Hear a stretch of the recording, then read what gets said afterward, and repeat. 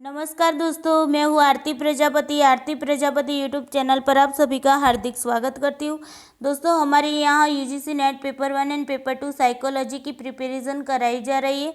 आज का हमारा जो यूनिट है वो हमारा पेपर 1 का है, यूनिट नंबर 8 है और उसमें हम देखने वाले हैं आईसीटी के बारे में, यानी कि कंप्यूटर जनरेशन के बारे में आज देखने वाले। ओके, तो चलिए दोस्तों, टॉपिक पर जाने से पहले आप सबको रिक्वेस्ट है कि वीडियो को लाइक कर दीजिए, अपने दोस्तों को शेयर कर दीजिए और इस चैनल को सब्सक्राइब कर लीजिए ताकि यहाँ पर जो भी वीडियोस डाले जाते हैं उसकी नोटिफिकेशन आपको टाइम पे मिलती रहे। चलिए दोस्तों, चलते हैं टॉपिक की ओर।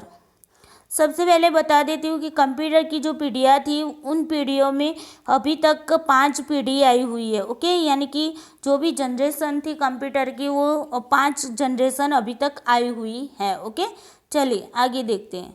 सबसे पहले देखते हैं फर्स्ट जनरेशन की बात करते हैं दोस्तों। तो फर्स्ट जनरेशन का जो टाइम था वो था 1945 से लेकर 1955 तक का। ओके, तो यानी कि इसकी जो फर्स्ट कंप्यूटर की जो फर्स्ट जनरेशन की जो शुरुआत हुई थी वो हुई थी हमारी 1945 से।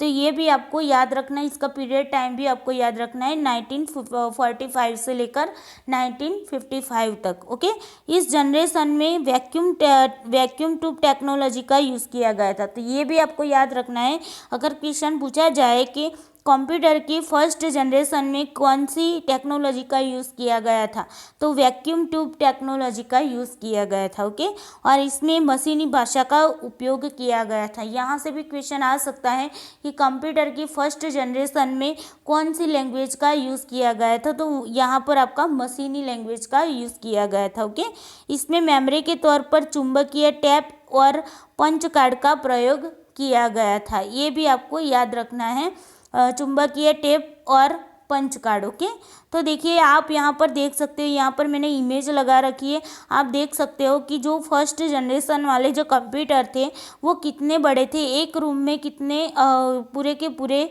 रूम के जैसे जितने थे, है ना, देख रहे हैं ना आप कितने बड़े ये कंप्यूटर थे। ओके, तो पहले के टाइम पे जब फर्स्ट जनरेशन में कंप्यूटर आए तब ऐसे कंप्यूटर बड़े बड़े थे। ओके, चलिए अब आगे देखते हैं। यहाँ तक क्लियर होगा, यहाँ से जो भी क्वेश्चन आए वो आपको आने चाहिए। ओके, देखिए फर्स्ट जनरेशन का टाइम क्या था, तो 1945 से लेकर 1955 तक का था।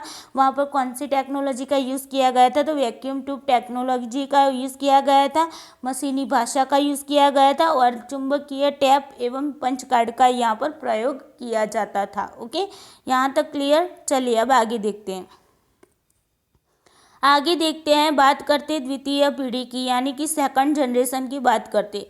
तो सेकंड जनरेशन का जो टाइम था वो कितना था, तो 1956 से लेकर 1964 था। ओके, तो ये भी आपको याद रखना है, 1956 से लेकर 1964 था।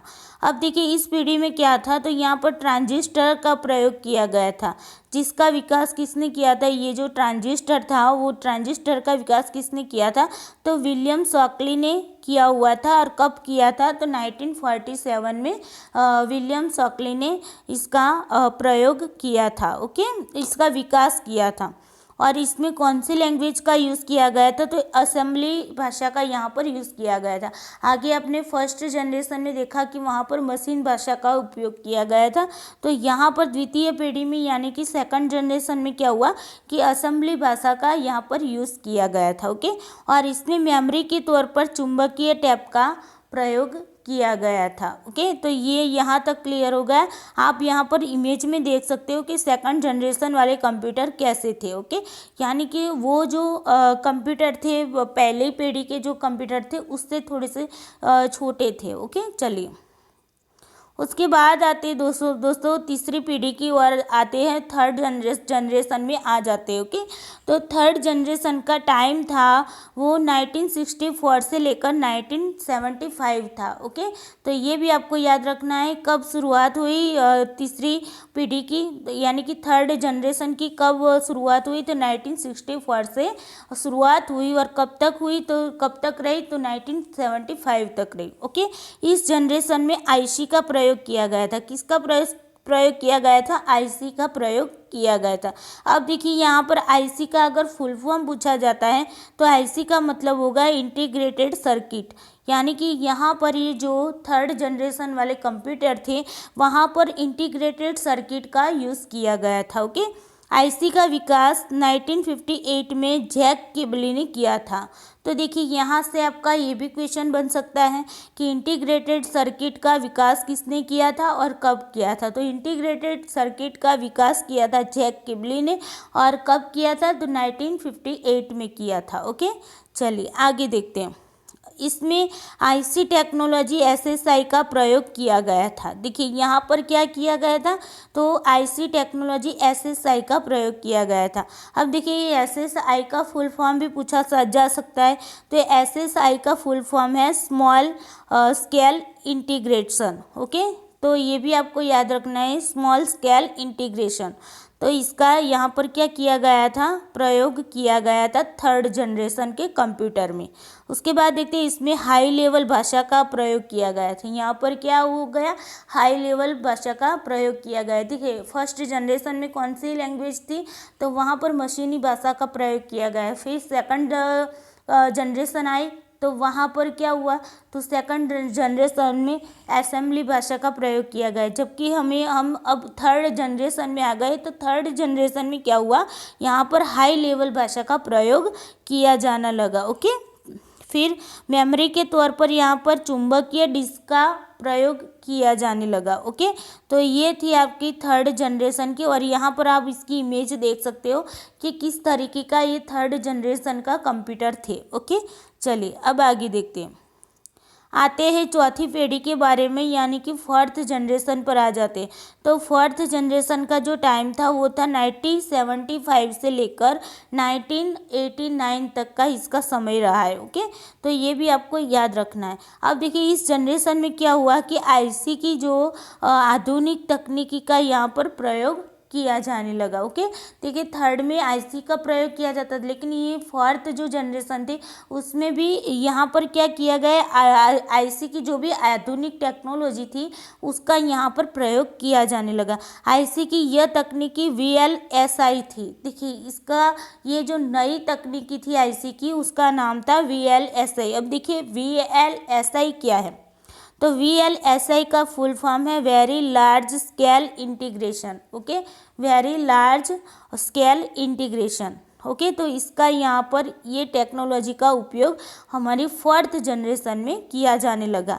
अब देखिए इसमें हाई लेवल भाषा का प्रयोग किया जाता था प्रोग्रामिंग के लिए। ओके, तो यहाँ तक क्लियर हो गया आपका चौथी पीढ़ी का। ओके, चलिए अब आगे यहाँ पर आप देख सकते हो कि ये पीढ़ी के जो कंप्यूटर थे, ये जो फोर्थ जनरेशन के जो कंप्यूटर थे वो किस प्रकार के थे। ओके, ये कंप्यूटर तो हमने भी देखे होंगे ना, आपने और हमने सभी ने देखे होंगे इस टाइप के कंप्यूटर। चलिए अब आगे नेक्स्ट देखते हैं। अब आते हैं पांचवी पीढ़ी के कंप्यूटर की ओर चलते हैं। तो फिफ्थ जनरेशन में क्या था, तो कंप्यूटर की पांचवी पीढ़ी की शुरुआत 1989 से हुई। कब हुई, 1989 से हुई। ओके, इस जनरेशन में आईसी की आधुनिक तकनीकी का प्रयोग किया जाने लगा था। ओके, और आईसी की यह तकनीकी क्या थी, तो यूएलएसआई थी। ओके, ये कौन सी तकनीकी थी, तो यूएलएसआई।